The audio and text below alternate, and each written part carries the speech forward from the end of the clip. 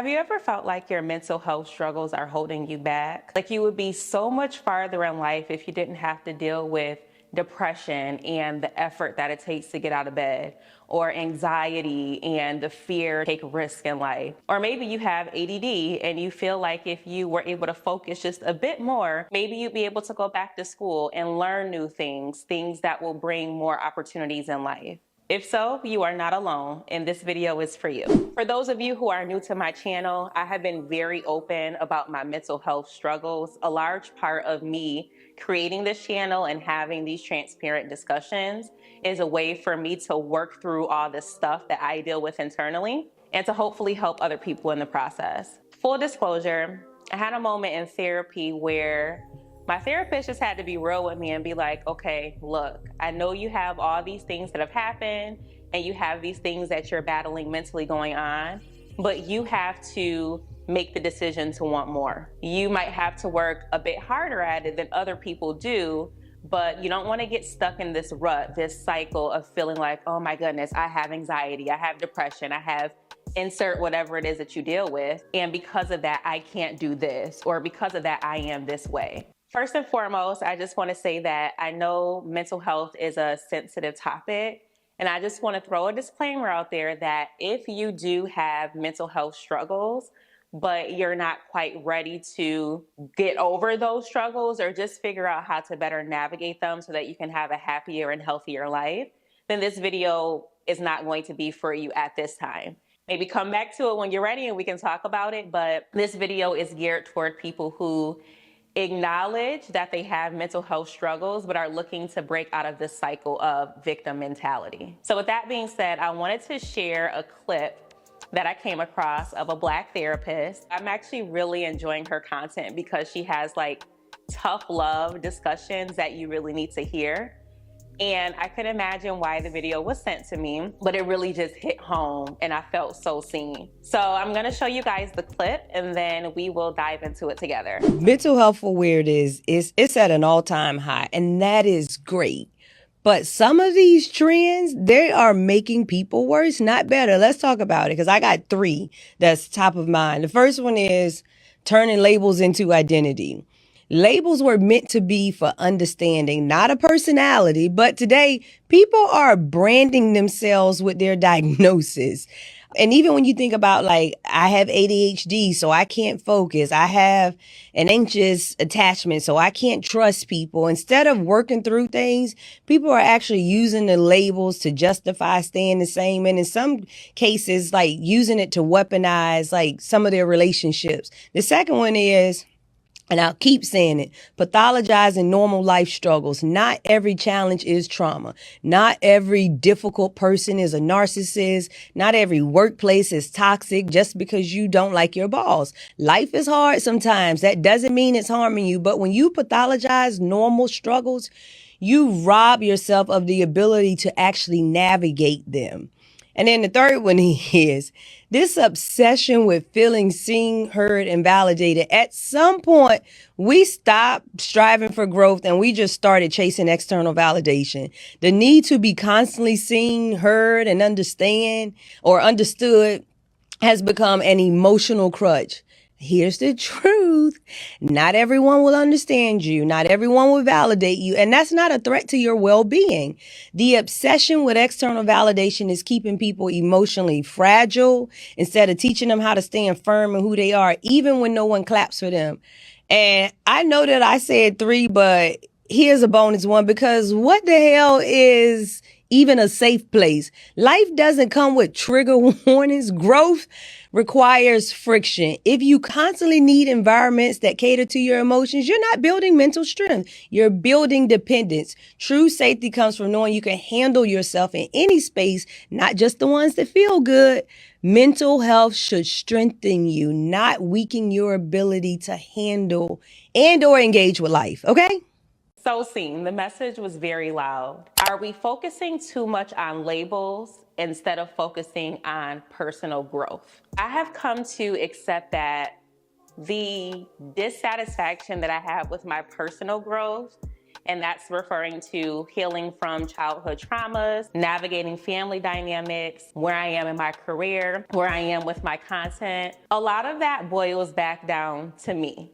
A root cause of my unhappiness or the sense of not having fulfillment in life is rooted in my mental health struggles. And when I really get down to the root of it, I realize that I have adapted a victim mentality and I'm having a hard time getting out of it. And I'm just gonna be 1,000% real with you guys. 99.999% of people do not choose to have a mental health struggle. However, I do believe that how we navigate our mental health struggles and the effort that we put into overcoming those struggles, that is 1,000% a choice. And I'm not saying that it's easy to get through those days, especially when you're in low spirits. It's hard for you to get out of bed. You don't want to do household chores. You're fearful about going to work. Whatever the case may be, I get it. I've been there. I am here. But it is 1,000% up to us to push past those feelings with every fiber of our being so that we can at least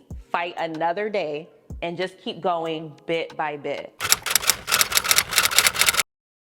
Once I was officially diagnosed with anxiety and depression, I remember feeling a sense of I felt like I finally had an answer. I'm like, what's wrong with me? Something just doesn't seem normal up here sometimes. And it was nice to have that clarity, to really understand the ins and outs of mental health struggles through therapy, but also through studying psychology in school.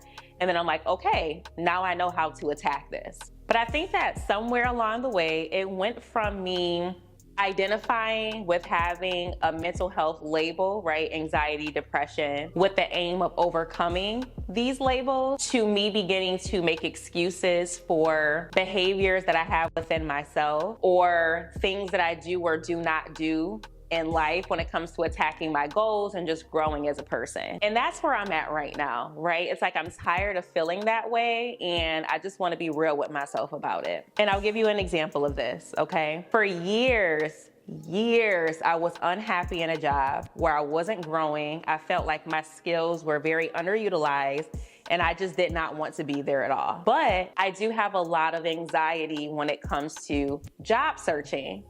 And the reason why that is, I'll never forget it, is that I had one bad interview. Every other interview that I had in my life resulted in me getting a job offer. But I had this one interview that did not go well. And I remember feeling so rejected. My confidence was so shot after that interview to the point where I was hating my job, but I was not putting any job applications in. No job apps in. I wasn't networking with people. I wasn't doing anything to change my situation. And my justification for that was, well, I have anxiety about this. This is something that makes me nervous, so I'm just not gonna do it. Think about where you wanna be, and that can be personally, mentally, spiritually, financially, professionally, whatever the case may be. And really think about the challenges that are preventing you from reaching those goals. And ask yourself, am I using a label to gain self-awareness? Or am I using a label as an excuse to stay in my comfort zone? Another example, because I'm picking on myself today, I have a lot of anxiety when it comes to navigating conflict. It's so crazy because I feel like I'm a very opinionated person and I will share my viewpoint, but I do notice that when it comes to conflict, oftentimes I will shut down. I used to be a very cutthroat person where it's like, okay, you do something, I'm cutting you off. And in hindsight, I realized that I used to do that because I do not enjoy having difficult conversations with people. And this is something that came up a lot in my relationships, romantic and platonic, where someone would do something to make me mad. And then instead of saying something in that moment or addressing it at all, I would just kind of fall back, shut down, but I'll be frustrated in the inside. And as we know, when that happens, it's like pent up frustration and then you're exploding on people. And when you finally have a talk about it, it's like, why didn't you just tell me how you felt in the first place? It's crazy because I literally just had this discussion, y'all. So I'm still a work in progress, okay? These are affecting me to this day, okay? I came from a family who does not navigate conflict well. We don't talk through things. Cutting people off is very common. But when I did see that people had disagreements, they didn't disagree in a healthy way. So I just have a negative connotation when it comes to talking things out. It literally gives me anxiety. It makes me nervous. That is not conducive to building relationships with people. If you can't talk through things, no relationship is going to work. Everyone has a reason for why they are the way that they are, but it doesn't excuse the behavior. So yes, we can acknowledge that we have struggles that make things a little bit more difficult than it might be for other people, but it is still our responsibility to work through those obstacles. I remember I used to have a friend in college and she struggled with anxiety. And so she would always cancel things at the last minute. And she was like, oh, I just feel anxious right now. And that used to piss me off so bad. I'm not trying to sound like a rude person, but it's like, bruh, I understand that you got stuff going on, but at the last minute, you always canceling stuff. Like, it just comes across as rude, it's inconsiderate. And then now I'm like, ooh, there were definitely moments where I did things that were frustrating to other people. I had my reasons for why I did that, but it still was frustrating for them to experience it. And refusing to push past those struggles, it's kind of in a sense saying, I am who I am and this is just who I'm gonna be and that's it. I can't stand people who have that mindset because it's like, you know, you have things within you that need to be worked on and you're just refusing to become a better person. But in reality, when we have mental health struggles that are causing us to act in a negative way or we have negative traits, and we're refusing to work on those things or push past those tendencies because we're like, hey, well, I'm depressed, it's all right. I have anxiety, that's why it's happening. We're literally doing the same thing and we're refusing to change and grow. If this has been resonating with you, your next question is probably, okay, well, what do I do about it? And it all starts with reframing the mind. And I know that sounds like a very cliche thing to say, and it's not the easiest thing in the world to do, but it does work. One of the things that I recognize about myself is that I tend to have very negative thoughts and I can be very hypercritical of myself. Or sometimes, I kid you not, I can be minding my business, listening to music, and then I'll have a thought about something that happened years ago. And I'll be like, dang, why did I do that? I probably should have did this differently. If I had done that differently, then this would... Ruminating, right? Like, why are you even thinking about stuff like that? You are safe, you are healthy, you are here today, you are able to make better decisions tomorrow. Stop focusing on things that happened in the past and focus on the present. Something that my therapist told me is that as soon as you start having those negative thoughts, be like, nope, we're not doing this. We're not doing this right now. Push the thought out. Push it right on out. And replace that with a positive thought. And at first your brain is gonna be resistant, like, no, I wanna say these negative thoughts, right? Because it's been kind of trained, unfortunately, to be negative. But the more that you keep practicing pushing away those intrusive thoughts, the more you're gonna be able to build that muscle and you'll have more control over what happens up here. The next thing that you gotta do is remove I can't from your vocabulary. I can't do this because I'm depressed. I can't focus because I have ADHD. No, boo, you can't focus. I can still do the work to get my task done. Maybe that's me figuring out a technique that works. So doing things in short chunks of time. Celebrating when I do have those small wins of getting things done. It might take a little bit more effort, but I can do it, okay? We can do this, y'all. We got this. And then I have one more recommendation, okay? If you know that you're struggling mentally and you're not able to battle it on your own, go to therapy. And I know this might seem like common sense, but a lot of people just struggle and they don't do anything to get out of that struggle. And a part of that is seeking help. But even if you're not comfortable with therapy or you can't afford therapy, faith, spirituality, that is like the best form of free therapy there is. And I'm sorry if you're not a believer, then go ahead and skip past this part of the message, right?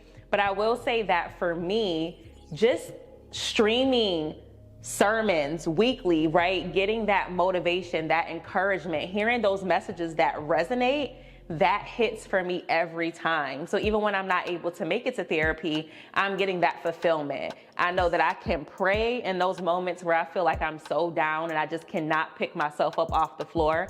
I can pray and I'm covered because I got a whole spiritual team working with me. I got God, I got my grandma, now I got my mama, I got everybody out there looking out for me. And so I just call on those other sources of support because I don't believe that we were intended to do life alone, right? We were not intended to suffer in silence, to struggle without being able to lean on our community, on our support systems.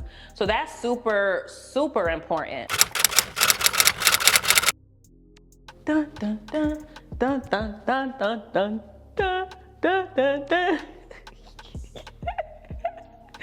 This is what I'm like in real life, by the way. So I'm excited. I feel like this is a period of breakthrough, and I feel like if this video found you, this is a period of breakthrough for you too. We are moving past all of the weights, the I can'ts, the negative thoughts, the not being able to get out of bed, not being able to achieve our goals. We are moving past that in 2025 and beyond. But anyway, I do want to hear from you guys. So if you have ever felt stuck because of a mental health label, let me know what you think about that in the comments. And remember, y'all, healing is not about ignoring or being in denial about your mental health, but it is about learning to grow beyond its limitations, okay? And with that, I will leave you guys until the next video. Bye.